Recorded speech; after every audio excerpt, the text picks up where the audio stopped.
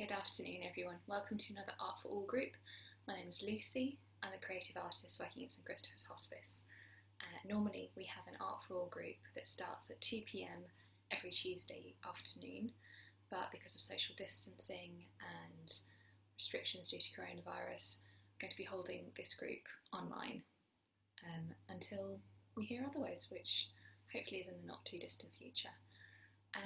This week I wanted to share with you the work of an artist who took up painting much later in his life, and he actually never had a formal art lesson, and I think maybe it's a lesson to all of us that art doesn't need to be this big scary thing that people go to art school to learn, and that you have to make art a certain way, or that your paintings have to conform to, I suppose, what other people think. So this person, I'll share my screen so you can see a bit more about him. So this person's name was Alfred Wallace. I'll just move this over so you can see. Let's make my screen a bit bigger. There we go.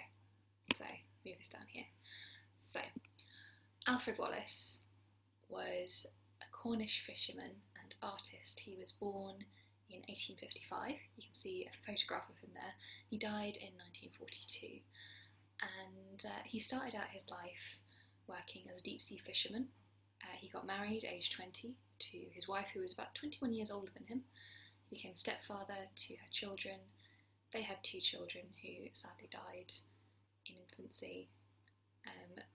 And after he finished working as a fisherman, he went on to own a marine store, so selling sails for ships, different ropes, scrap metal that could be used on board boats, and he lived his life in Cornwall. But later in his life, after he finished owning his marine store, he took up painting, and you can see one of his paintings here.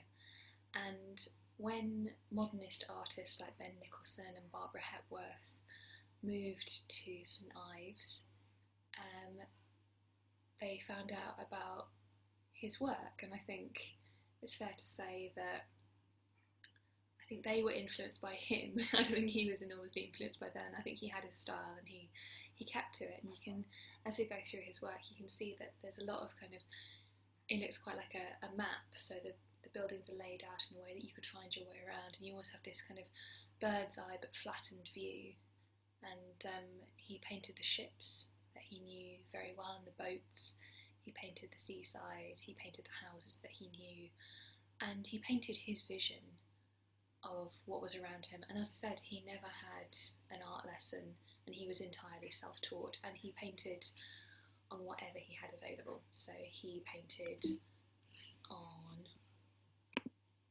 so this is a close-up of one of his boats, and you can see that although it's quite diagrammatic, and this is actually a very careful representation of a boat, there's also a lot of character in the way that the waves move, and lots of different textures and strokes, and sort of some study but some playfulness.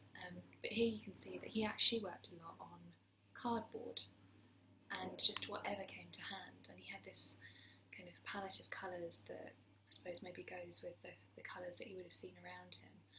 And I suppose you could call this style kind of naive, and you can see here the trees don't necessarily look like trees you'd see in real life, but they're representations of trees and representations of scale.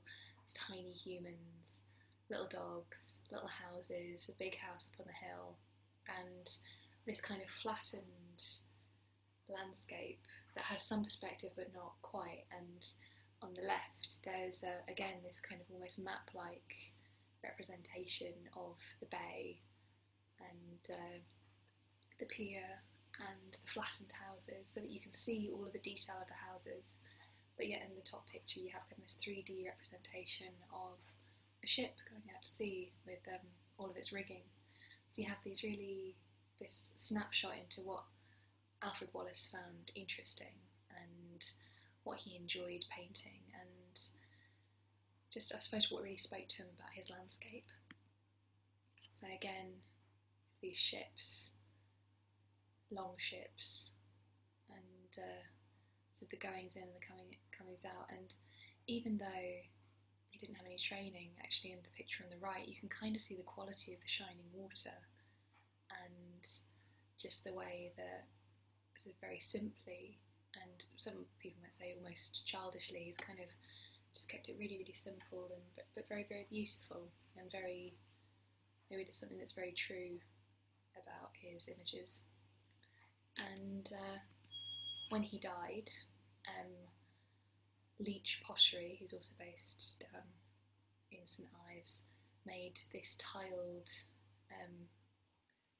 covering for his tomb. He actually, very sadly, in his later years, had dementia, and wasn't able to cash some of the post office money orders that people had paid for his paintings, because people were buying his paintings in life for about 30 shillings each, but he hadn't cashed them. He ended up dying in a workhouse in Madron, further along the coast.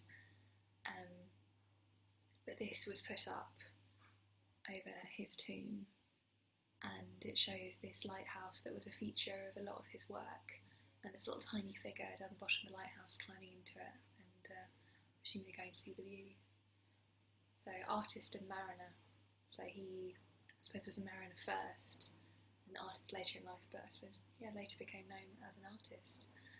And I think even though he didn't have a very happy final few years of his life, I think just the idea that he decided to try something new, and to look around him, and to see what he could see, and just to get out of his comfort zone, as a fisherman and a store owner who had never painted in his life, and just to say, right, I'm going to give it a go, and actually to create really beautiful works of art, and works of art that actually I think all of us would be able to create ourselves. But it's his particular vision of his landscape, and I think maybe thinking about our particular vision of the landscape that we inhabit at the moment, whether that's an emotional landscape or an actual physical landscape, I think is a really powerful way to think about art making. So thank you very much for tuning in today, and I hope you might be inspired to make your own Alfred Wallace paintings of your own landscapes, and what you can see perhaps from your window, or perhaps from the streets when you go out and about, or maybe landscapes that you remember from when you were younger, and just have a go. You can start at any age, and ultimately what's important in Alfred Wallace's work is his vision of the world and his way of interacting with it, rather than this house should look like this or it should look like that. In his paintings, the houses look the way he wants them to look, and it creates a very interesting vision of the world. So thank you for tuning in today. I hope that you might join us next week, and hope that you might have a go at perhaps making your own artwork. So all the very best.